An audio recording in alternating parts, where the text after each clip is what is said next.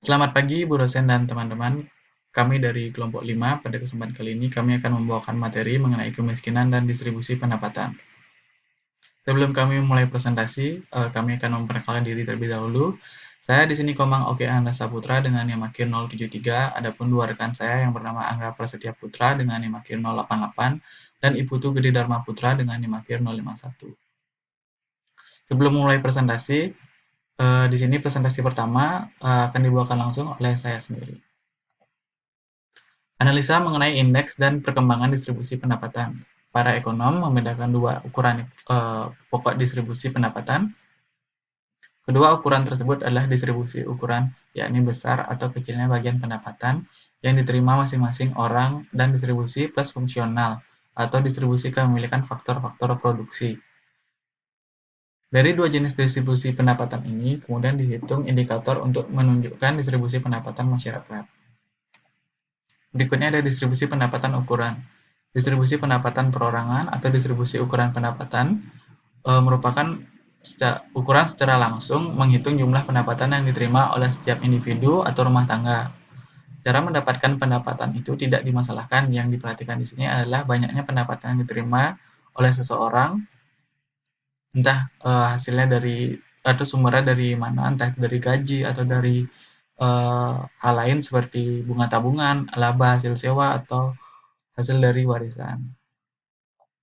Nah, adapun 3 alat ukur tingkatan ketimpangan pendapatan yang dapat digunakan di sini, yang pertama ada rasio Katnes, yang kedua ada kurva Lorenz, dan yang terakhir ada koefisien Gini dan ukuran ketimpangan agregat. Yang pertama ada rasio Katnes. Dapat dilihat dalam tabel tersebut, terdapat 20 individu atau 20 rumah tangga. Nah, ke-20 rumah tangga tersebut diurutkan dari yang terendah, yaitu 0,8, hingga yang terkecil 15 unit.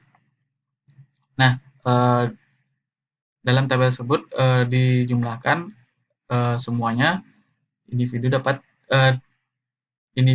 adalah 100 unit. Dalam kolom 3, segenap rumah tangga digolong-golongkan menjadi 5 kelompok yang masing-masing terdiri dari 4 individu atau rumah tangga.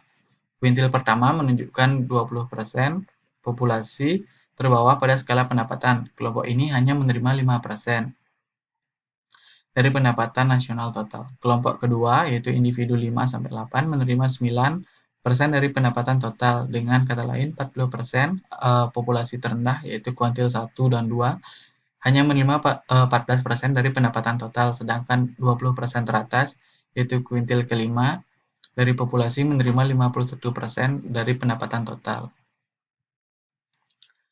Nah, dalam rasio Katnes yang sering dipakai sebagai ukuran tingkat ketimpangan antara dua kelompok ekstrem, yaitu kelompok yang sangat miskin dan kelompok yang sangat kaya di suatu negara, ukuran umum memperlihatkan tingkat ketimpangan pendapatan dapat ditemukan dalam kolom ketiga, yaitu perbandingan antara pendapatan yang diterima oleh 20% anggota kelompok teratas, 40% anggota kelompok terbawah. Rasio ketimpangan adalah contoh ini dapat dilihat 14 dibagi dengan 51, hasilnya sekitar 0,28. Yang kedua ada kurva Lorenz. Kurva Lorenz menunjukkan hubungan kuantitatif aktual antara persentase penerima pendapatan dengan persentase pendapatan total yang benar-benar mereka terima selama misalnya 1 tahun. Nah, dalam tabel itu dapat kita lihat memakai sumbu vertikal dan horizontal. Nah, pada tabel dapat dilihat titik A 40%, penduduk termiskin menerima hanya 14% dari jumlah pendapatan. Pada titik B 50% penduduk menerima 19,1% dari jumlah pendapatan. Pada titik C 80% menerima pendapatan hanya menerima 49% dari total pendapatan. Menghubungkan titik ABC dan titik lainnya akan membentuk kurva Lorenz seperti pada tabel. Nah, semakin jauh jarak kurva Lorenz dari garis diagonal, maka semakin timpang atau tidak merata distribusi pendapatan. Semakin parah atau tidak meratanya ketimpangan distribusi pendapatan suatu negara, maka bentuk kurva Lorenz-nya pun akan semakin melengkung mendekati garis sumbu horizontal yang di bagian bawah. Yang terakhir ada koefisien Gini dan ukuran ketimpangan agregat. Nah, pada tabel ini rasio daerah A yang diberi warna agak gelap dengan luas segitiga BCD. Koefisien gini adalah ukuran ketimpangan agregat yang angkanya berkisar antara 0 hingga 1.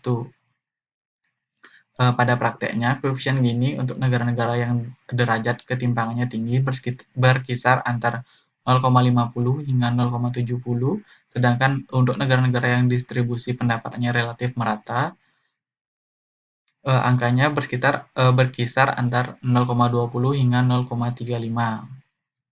Sekian presentasi dari saya, selanjutnya akan dilanjutkan oleh rekan saya. Terima kasih. Oke, baik. Jadi di sini saya Angga Prastya Putra akan melanjutkan presentasi dari teman saya sebelumnya, yang dimana saya akan membahas tentang 2.2 atau sub pembahasan kedua dari kelompok kami, yaitu distribusi pendapatan fungsional. Baik, dalam distribusi pendapatan fungsional ini, ukuran di sini berfokus pada bagian dari pendapatan nasional total yang diterima oleh masing-masing faktor produksi seperti tanah, tenaga kerja, dan modal. Teori distribusi pendapatan fungsional ini pada dasarnya mempersoalkan persentase pendapatan tenaga kerja secara keseluruhan, bukan sebagai unit usaha atau faktor produksi yang terpisah secara individual, dan membandingkannya dengan presentasi pendapatan total yang dibagikan dalam bentuk sewa, bunga, dan laba. Masing-masing merupakan perolehan dari tanah, modal uang, dan modal fisik. Kurva permintaan dan penawaran diasumsikan sebagai sesuatu yang menentukan harga persatuan unit dari masing-masing faktor produksi. Dan apabila harga-harga unit faktor produksi tersebut dikalikan dengan kuantitas faktor produksi yang digunakan, yang bersumber dari aset utilitas faktor produksi secara efisien, maka kita bisa menghitung asumsi pembayaran atau pendapatan yang diterima oleh setiap faktor produksi tersebut. Sebagai contoh, penawaran dan permintaan terhadap tenaga kerja diasumsikan akan menentukan tingkat upah. Lalu, bila upah ini dikalikan dengan seluruh tenaga kerja yang tersedia di pasar, maka akan didapat jumlah keseluruhan pembayaran upah yang terkadang disebut dengan istilah tersendiri, yakni total pengeluaran upah atau total wage bill. Nah, di sini saya akan menampilkan peraga 3, yang dimana peraga ini dapat disebut juga distribusi pendapatan fungsional dalam sebuah perekonomian pasar. Ini ilustrasinya, seperti yang ditampilkan di slide. Nah, dalam peraga 3 ini memberikan ilustrasi sederhana tentang teori distribusi tradisional mengenai pendapatan fungsional. Dan dalam peraga tersebut, dapat diasumsikan bahwa terdapat dua faktor produksi, yaitu modal yang persediaannya dianggap tetap, dan tenaga kerja yang merupakan satu-satunya faktor produksi variabel. Berdasarkan asumsi pasar yang kompetitif, permintaan terhadap tenaga kerja akan ditentukan oleh produksi marginal terhadap tenaga kerja yang bersangkutan, yang artinya tambahan tenaga kerja akan terus direkrut sampai ke titik di mana nilai produksi marginalnya sama dengan upah real mereka. Artinya, semakin lama jumlah tenaga kerja yang diminta akan semakin sedikit. Kurva permintaan terhadap tenaga kerja sering dikatakan memiliki kemiringan yang negatif. Karena itu, dalam perekonomian pasar kompetitif yang memiliki fungsi produksi dengan skala pengembalian yang tetap atau constant return to scale, di mana jika semua input digandakan, maka output yang didapatkan akan berlipat ganda. Harga masing-masing faktor produksi akan ditentukan oleh kurva penawaran dan permintaan terhadap faktor yang bersangkutan. Dan himpunan segenap faktor produksi itulah yang akan membentuk total produksi nasional.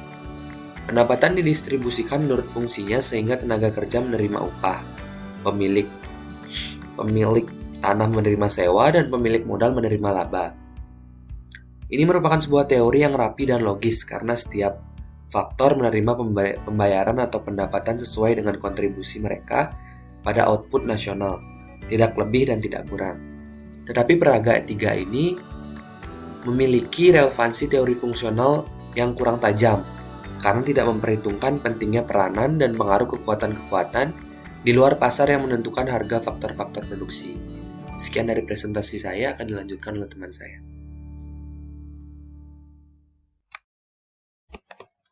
Baik, di sini saya akan melanjutkan presentasi dari rekan saya, yakni analisis mengenai kebijakan distribusi pendapatan.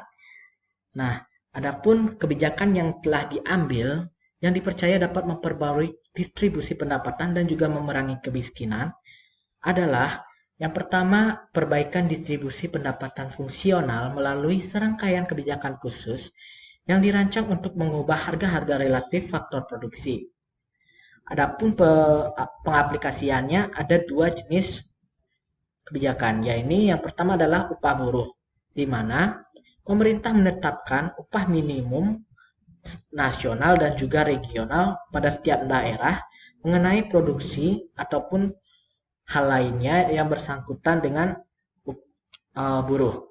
Yang kedua itu adalah bunga modal, di mana pemerintah memberikan bantuan seperti mengurangi pajak yang dikenakan untuk pengusaha lokal dan juga memberikan kemudahan dalam proses investasi, sehingga meningkatkan modal yang diterima oleh pengusaha swasta ataupun lokal yang ada di negara.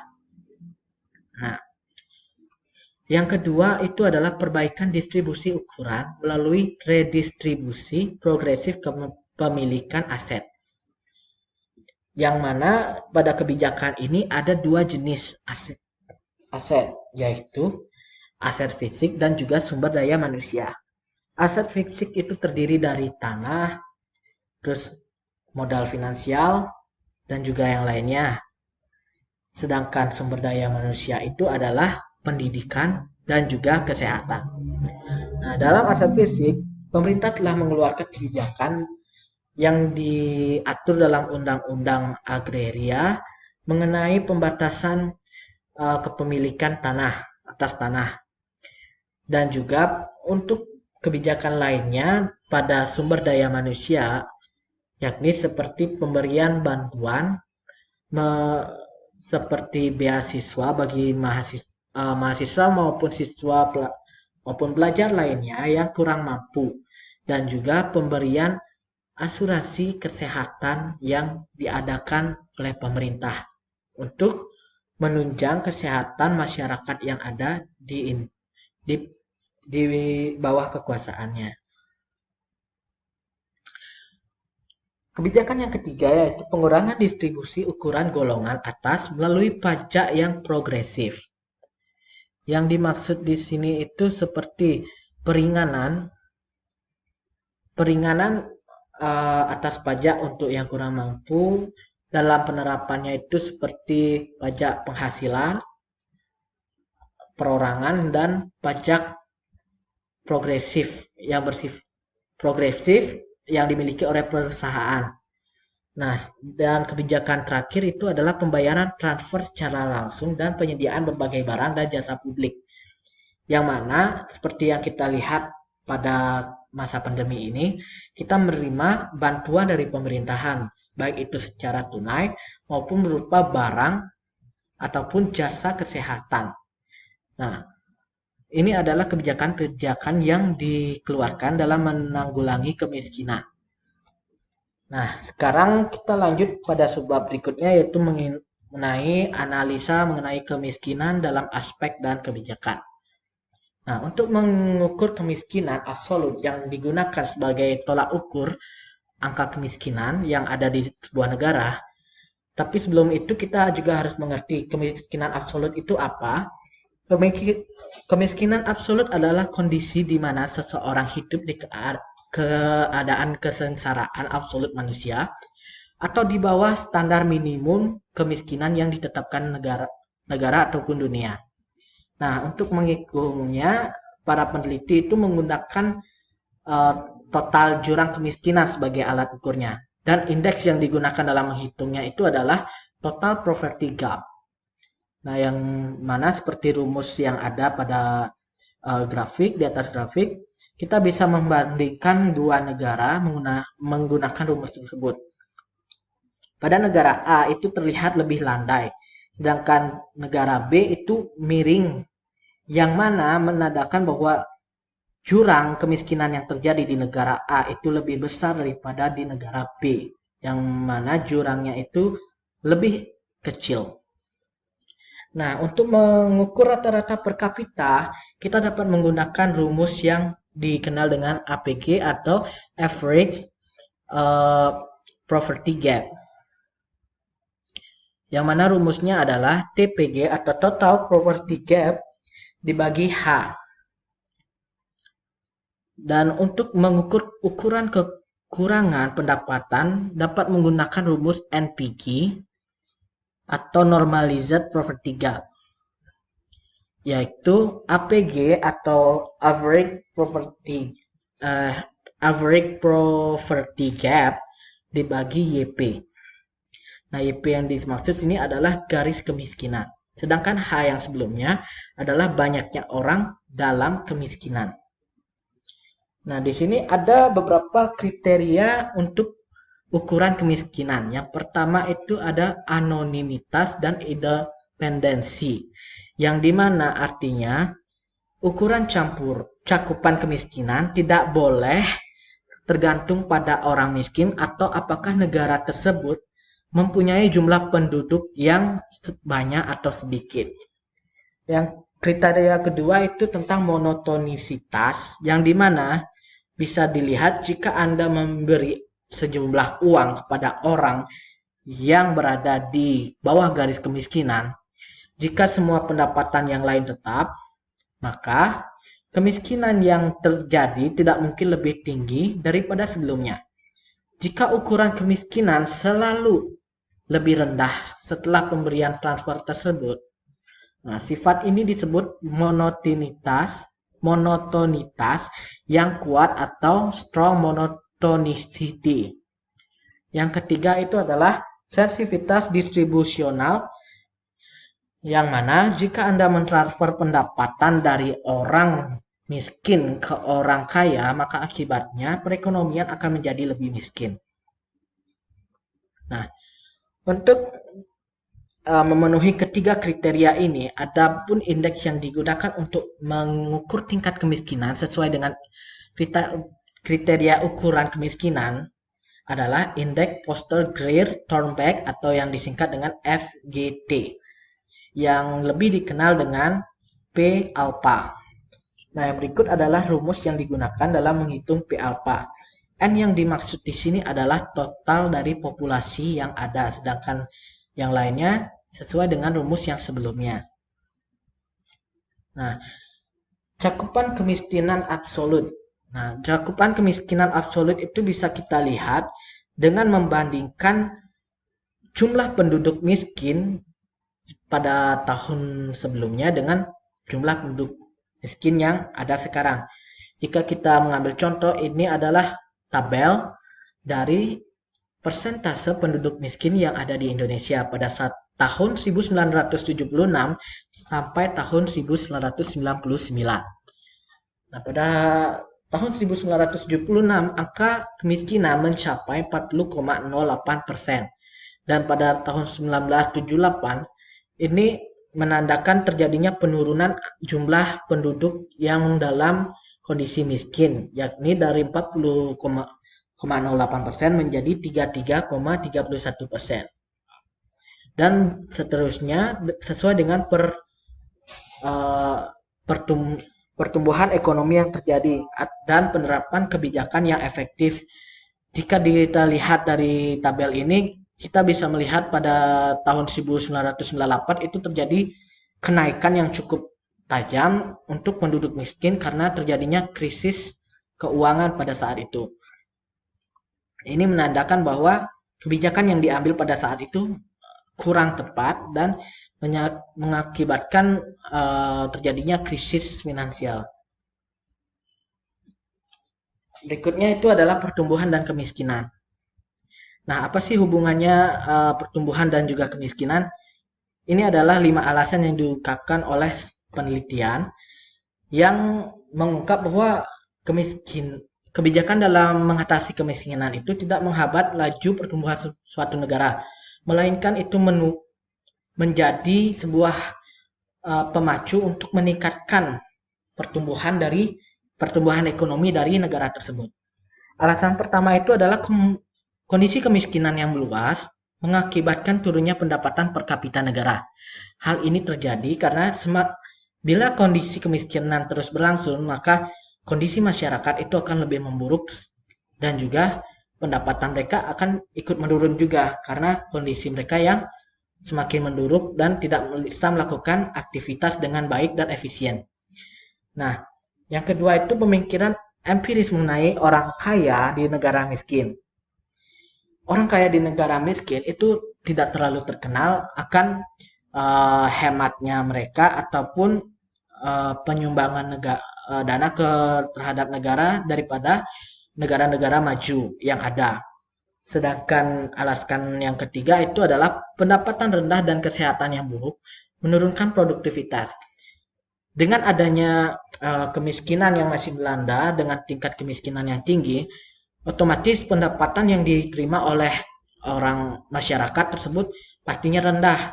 Karena pendapatan yang rendah, mereka akan kesulitan untuk memenuhi kondisi kesehatan mereka untuk menstabilkan produktivitas yang akan mereka lakukan, sehingga dalam turunnya produktivitas dapat memperlambat laju dari pertumbuhan ekonomi yang ada di negara tersebut. Yang keempat, yaitu peningkatan pendapatan golongan miskin merangsang meningkatnya permintaan akan produk. Maksudnya ini, apabila masyarakat mampu meningkatkan daya beli mereka, maka produk akan selalu diminati untuk dibeli dan juga memenuhi kebutuhan lainnya karena kebutuhan pokok mereka telah terpenuhi akibat dari peningkatan pendapatan. Jika semakin tinggi permintaan akan produk, maka itu akan merangsang perusahaan lokal untuk melakukan produktivitas dan pendapatan dan mendapatkan keuntungan yang lebih dari sebelumnya. Dan hal ini juga menambah laju pertumbuhan ekonomi yang ada di negara tersebut. Yang kelima, alasan kelima, penurunan kemiskinan dapat merangsang ekspansi ekonomi menjadi lebih baik dan partisipasi dari masyarakat dalam pembangunan ekonomi. Apabila masyarakat sudah tidak miskin lagi atau sudah meningkat dari kemiskinan mereka akan otomatis mencari sumber dana lainnya sehingga melakukan investasi kepada negara.